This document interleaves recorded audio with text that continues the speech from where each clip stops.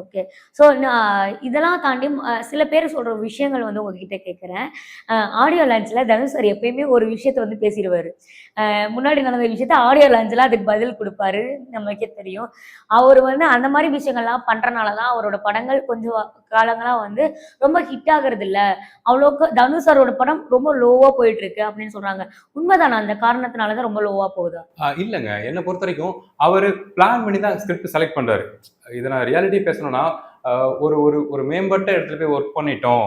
எலிட்டான இடத்துல போய் ஒர்க் பண்ணிட்டோம். அங்க நம்மள பயங்கரமா வேல்யூ பண்றாங்க. அந்த ப்ராசஸ் கரெக்ட்டா இருக்குன்னு ஒன்ஸ் நம்ம மைண்ட் சென்ஸ் பண்ணிருச்சுன்னா, அதுக்கப்புறம் இருக்க ப்ராசஸ்லாம் அவங்களுக்கு சாதாரணமாயிரும். ஸோ அப்படி இருக்கப்ப, அவர் ஸ்டில் தமிழ் சினிமால ஸ்ட்ராங்கா இருக்கணும்னு சொல்லி நல்ல நல்ல கதைகள செலக்ட் பண்ணி பண்றாரு.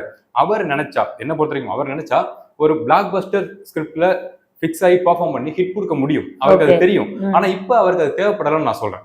ஏன்னா ஹாலிவுட்ல படங்கள் பண்ணிட்டாரு, பண்ணிட்டும் இருக்காருங்கிறப்ப, அதுல அவர் கான்சென்ட்ரேட் பண்றாரு. நீங்க பாருங்க, ஆடியன்ஸ் இன்கிரீஸ் பண்ணணுங்க. சாருக்கு ஆடியன்ஸ் இருக்கு. அவர் நல்லா பெர்ஃபார்ம் பண்றது இந்தியாக்கே தெரியும், தமிழ்நாட்டுக்கும் தெரியும். வேர்ல்டு லெவலுக்கு ப்ரூவ் பண்றதுக்கான ப்ராசஸ்க்குள்ள அவர் இருக்காரு. ஸோ அப்படி இருக்கப்ப, இங்க குவாலிட்டி படங்கள் பண்ணா போதும் இப்போதைக்கு. அவர் மைண்ட் செட்டுக்கு நான் சொல்றேன். அவருக்கு நீட் இருந்துச்சுன்னா, அவர் நினைச்சா அவரால ஒரு பிளாக் பஸ்டர் கமர்ஷியல் ஹிட் இங்க கொடுக்க முடியும். ஆனா இப்ப அவர் அந்த மைண்ட் செட்ல இல்லன்னு நான் சொல்றேன். அது அவரோட பேச்சை வச்சு பெருசா பாதிப்பு ஏற்படுத்தாது. ஈவன் அவர் இப்ப விஜய் சார் அடுத்து நான் சொல்லுவேன்.